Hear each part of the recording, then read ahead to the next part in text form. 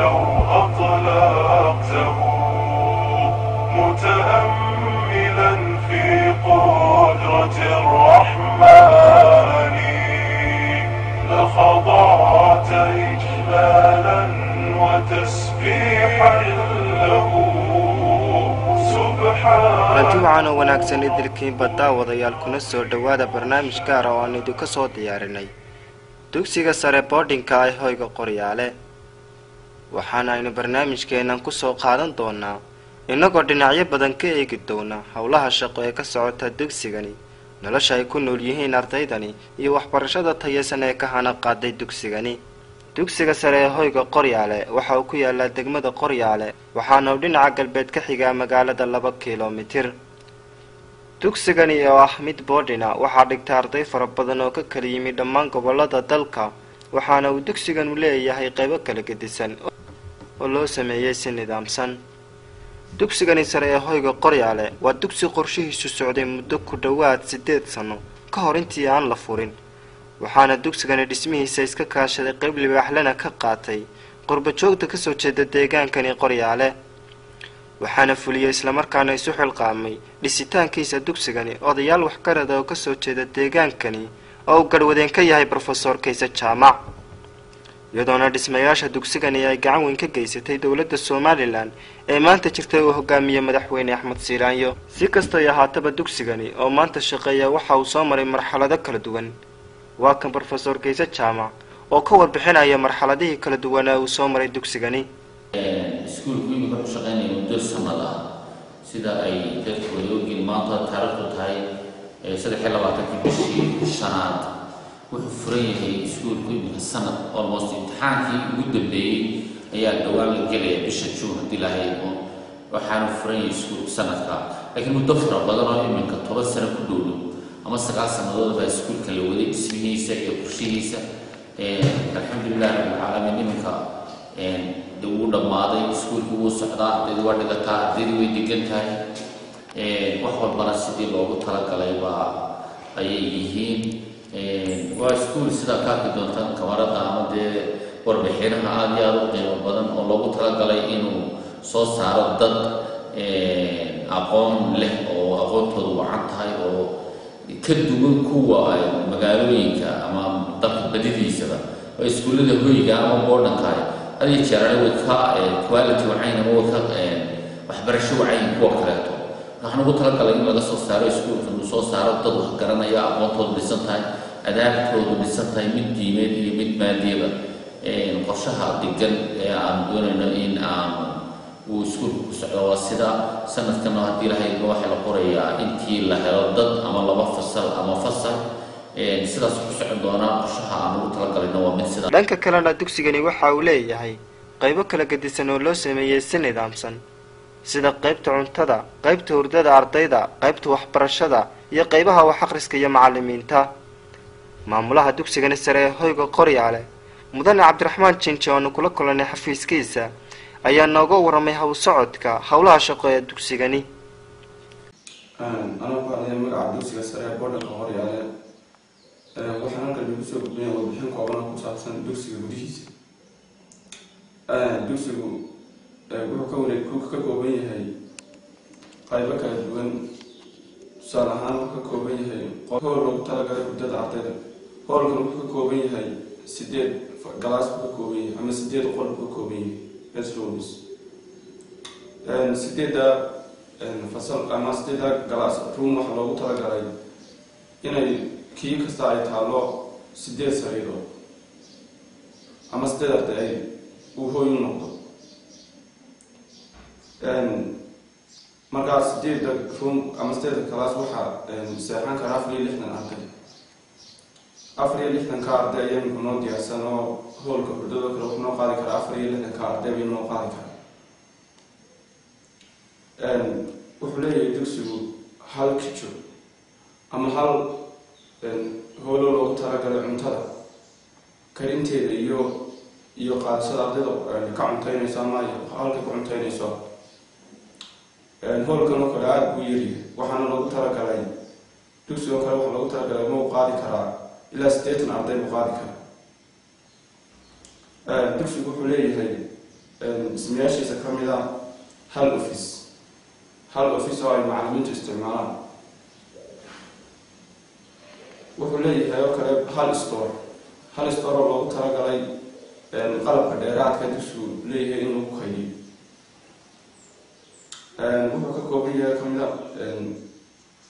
fasalada ama meelaha loogu talagalay hoyga waxaa ka mid ah 3 galaas oo loogu talagalay ama 3 qol oo loogu talagalay macallimiinta. waxaa ka mid ah 3 galaas oo loogu talagalay dhigashada ama wax lagu dhigo. 3 galaas oo wax lagu dhigo loona isticmaalo akhrinta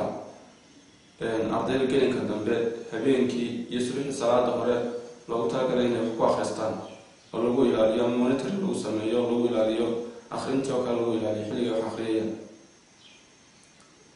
waxaa kale jira hal galaas oo loogu talagalay ama ku isticmaalo library computer lab. labadaba aan ka wada dhiganay fasalada yar awgeed ayaa library iyo computer lab ka hal class wada isticmaalo. intaas waxa weeye waa dhismayaasha dugsiga. sidoo kale dugsigu wuxuu leeyahay hal masaajid leeyahay ku filan ardayda hadda ku jirta dugsiga ku jirta. dugsigani sare ee hoyga qoryaale waxa uu si toos ah u hoos tagaa wasaaradda waxbarashada jamhuuriyadda Soomaaliland, iyadoo manaahijta uu ku baxayaan ay yihiin manaahijta wasaaradda waxbarashada ugu tala gashay dugsiyada sare ee Soomaaliland. waa kan mar kale Professor Kayse Jaamac oo ka hadlaya arrimahaasi. manaahijtu waxa uu iskuulku la manhaj yahay ama la muqarrar yahay wasaaradda waxbarashadu sida uu qorshaysay baa loo dhigaa. wuxuuna hoos tagaa wasaaradda waxbarashada, laakiin ama ha noqoto maaliyadda ha noqoto maaliyaddiis waxay ku tiirsan tahay 2 qaybood: dadka bulshada ee degan deegaanka ka soo jeeda ama qurbaha joogeen ama gudaha joogeen, iyo wixii kale ee wax ku tabarucayaaba deegaanka hadday doonaan ay ka soo jeedeen maaliyadda waa laga helaa. halkani waa qaybta waxbarashada ay ardaydu wax ku bartaan, waxaanay ka kooban yihiin 4 fasal iyo xafiis si qaabaysan oo qurux badan loo dhisay.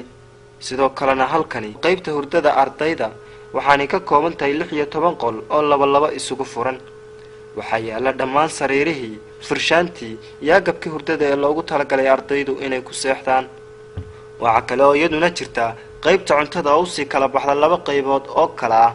meesha wax lagu karinayo ay joogaan rag iyo dumar tababar dheeraad loo siiyay habka karinta cuntada kala jaadka iyo diyaarinteeda, iyo qaybta labaad oo ah hool aad u weyn oo ay ardaydu ku cuntayso.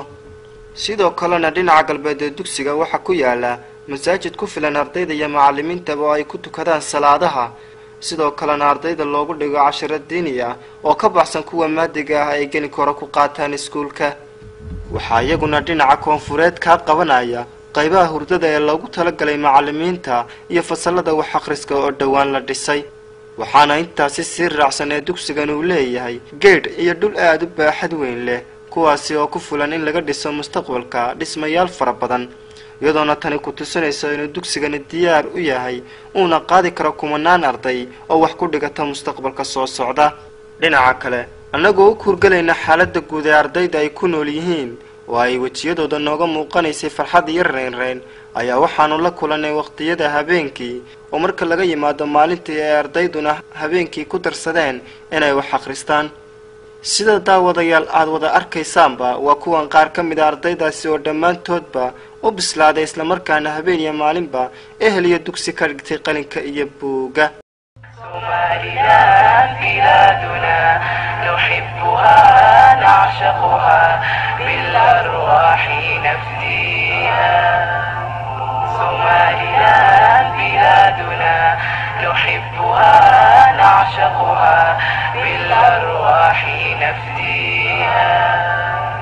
waxaa kaloo iyaguna xusid mudan macallimiinta dugsigani sare ee hoyga qoryaale oo ay ka go'an tahay inay soo saaraan arday tayo leh.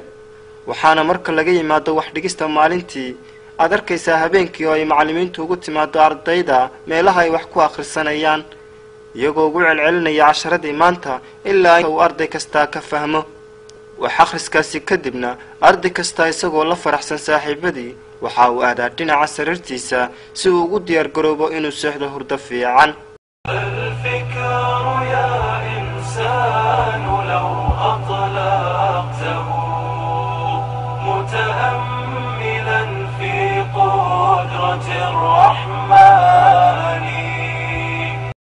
si kastaba ha ahaatee dugsigan sare ee hoyga qoryaale oo ay ku jiraan ardaydii ugu horeysay ee u gudubta fasalka form 2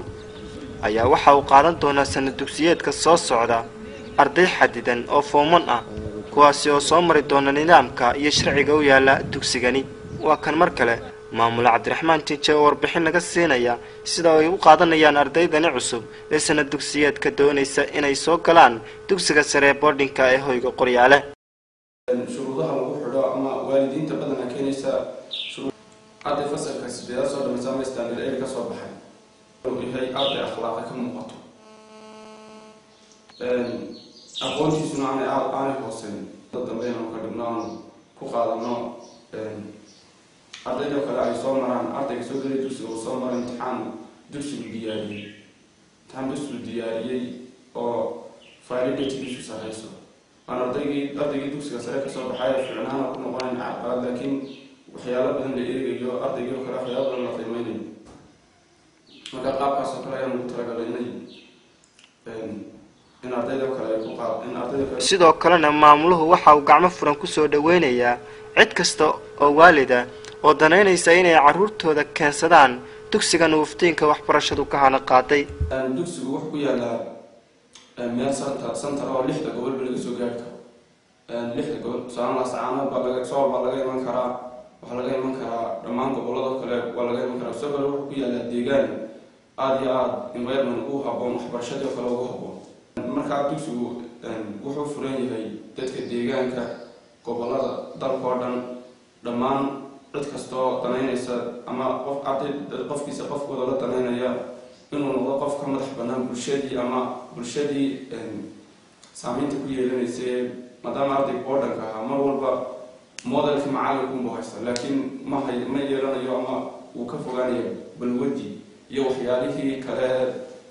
deegaanka ka jiray marka dhammaan waxaan u sheegayaa waalidiinta kala duwan ee gobolada dalka siiba kuwa daneeya dee ardaydooda inay soo saaro ardaydooda ama inaana ubadkooda kale khasaarin in dugsigu u furan yahay dhammaan gobolada dalka laguna soo dhaweynayo ubadkoodana lagu daryeelayo xagga aqoon ahaan iyo akhlaaq ahaanba dugsigoo kale macallimtu ay diyaar u yihiin inay ku dadaalaan inay soo saaraan arday aqoon iyo akhlaaq u ka dhisan waxaa kaloo aan u sheegayaa dhammaan dadka ka qayb qaata horumarka dugsiga